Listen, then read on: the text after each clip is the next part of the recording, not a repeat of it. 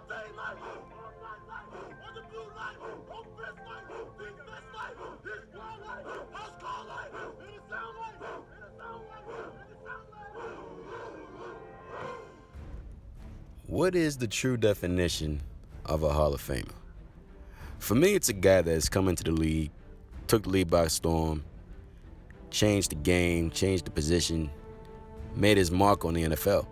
If he does any of those things, in his career, then that answers the question that man is a Hall of Famer in the NFL. But a topic's been brought up ever since the Super Bowl. Is Matthew Stafford a Hall of Famer? And I can't count the number of people who just jumped out of their seat yelling emphatically, no, he is not a Hall of Famer. Matthew Stafford would never be a Hall of Famer. And I just love how we're so fast to dismiss whether or not somebody's worthy to go into the Hall. Now, let's talk about it real quick. Let's talk about this. There are a lot of guys in the Hall of Fame who I personally think don't belong in the Hall of Fame. Let's talk about that. There are guys in the Hall who haven't won a Super Bowl. There are guys in the Hall whose numbers have been broken. There's guys in the Hall who, when you find out that they did get into the Hall of Fame, you sitting back, really? But what about Matthew Stafford makes it so matter of fact he will never get into the Hall of Fame? Because I don't think that's the case. So let's talk about it. Now, part of the reason why Matthew Stafford has been, in my opinion, his name's been thrown in the mud as far as his status as a quarterback in the NFL is because of the curse of being the number 1 overall pick. In a lot of people's eyes, Matthew Stafford did not live up to his expectation. And to that I say, why not? What makes you say that? Why, because he didn't win a championship for Detroit? Let's stop acting like it's easy to do anything for the Detroit Lions. The Detroit Lions for the longest time were a dysfunctional team. There's a reason why they were if I remember correctly, they're the first team in NFL history to go 0-16. That's how they got in a position to get Matthew Stafford in the first place, because they were so terrible.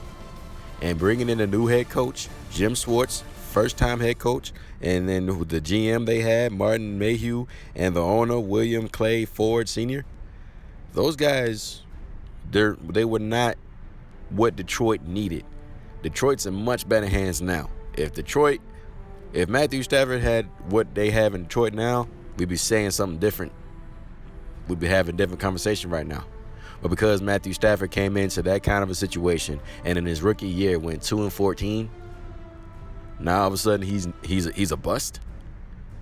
How is someone a bust who, one, has played on the same team for majority of his career up until this past year when he was traded to the Rams?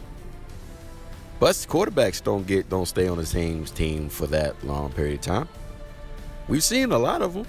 We've seen plenty. But yet Matthew Stafford is in that category of good but not great. In Detroit, he didn't win any playoff games. Cry me a river.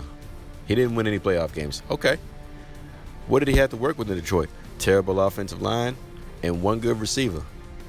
That at that point, the defensive coordinators could have probably put all the DBs on that side of the ball, and all the other wide receivers would have dropped the ball.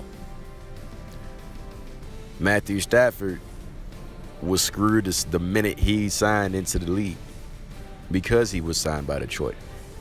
But because he didn't do anything there, that's what a lot of folks said. Had Donovan McNabb himself, what has he really done for Detroit? What has he really done for the Detroit Lions? Nothing. And that's interesting for him to even say that, but we're not going to get into that. But that's just the kind of rep that Matthew Stafford's gotten because he didn't do what everyone expected him to do. But it takes more than a man being signed number 1 overall, quarterback or not, for organization to get out of the basement. They first need to get out of their way. They first need to go ahead, you know what? We need to redo things. If you consistently do something expecting a different result that's not working, that's the definition of insanity.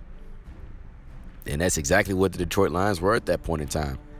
It was an insane asylum. If every quarterback came out of college and all of a sudden turned the organization around and made them better from being terrible, then we would see that a lot more often in the NFL. Take the 2018 draft by alone.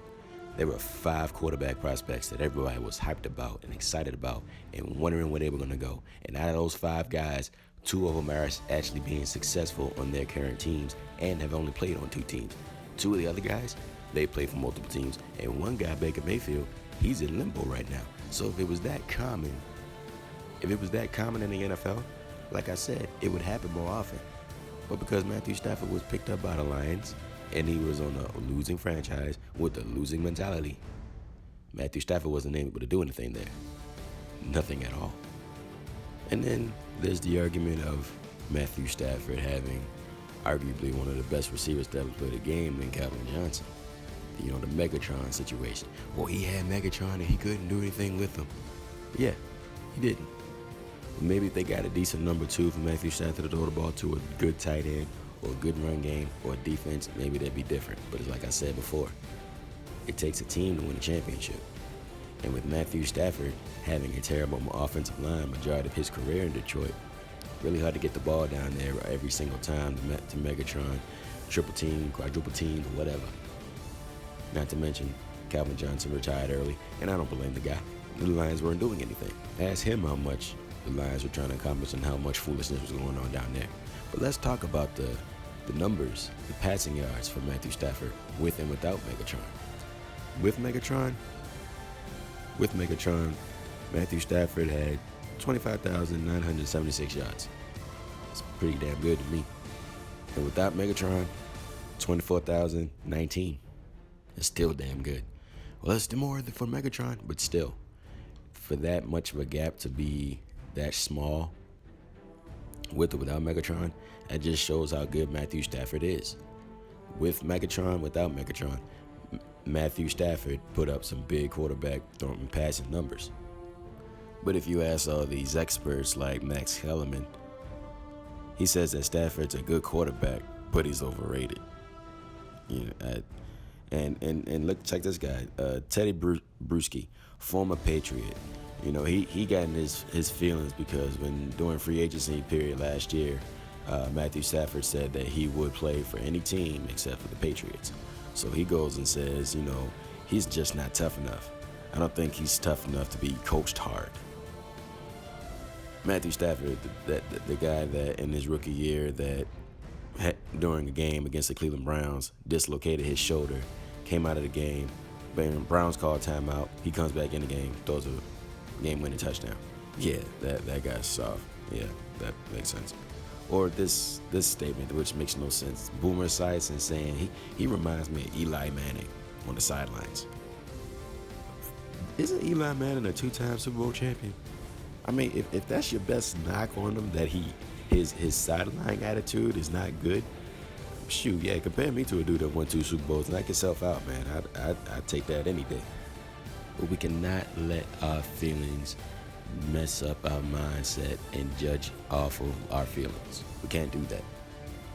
Look at the numbers. Numbers don't lie. I went ahead and I looked into this guy. He's a Hall of Famer. He was a first ballot Hall of Famer. I'm not going to say what this guy is. This isn't a video to disrespect or talk down about anybody. But look at his numbers and look at Matthew Stafford's numbers. This guy was a first ballot Hall of Famer, and Matthew Stafford's numbers are better than his. Down to the line. Now, he's got him beat in the passer rating, but Matthew Stafford is still playing. It's time to improve that. And with the 4-year extension that he just got from the Rams, and with the weapons that he has there, and the kind of team that he has with the Rams right now, having Cooper Kupp his favorite target last season, I see absolutely no reason why that should change. Having Van Jefferson come back, having him stretch the field like he can, bringing in Allen Robinson to bring some more threat to that offense, and along with Tyler Higbee for the tight end, Matthew Stafford's in a really good place, and his numbers are going to show in these next couple years. They're just going to improve, I'm telling you. Y'all can knock him and judge him all you want. Y'all can talk about Detroit as much as you want, but if you're going to talk about Detroit, you need to talk about his entire career, not just a small picture of it. You got to have the whole picture when you're involving and talking about Matthew Stafford. I mentioned these guys earlier, Donovan McNabb and Boomer Esiason, both these guys taking shots at Matthew Stafford. Think about this for a second. Neither of these guys are Hall of Famers. Neither of these guys are Super Bowl champions. But there is one guy that is a Super Bowl champion and isn't in Hall of Fame. Two-time Super Bowl champion at that. Had his number retired with the New York Giants, Phil Simms. And Phil Simms himself said, y'all need to stop this hating on Matthew Stafford. That young man's going to be in the Hall of Fame someday. And you know what? I couldn't agree more with him. Matthew Stafford will be, before his career is over, he will be a Hall of Famer.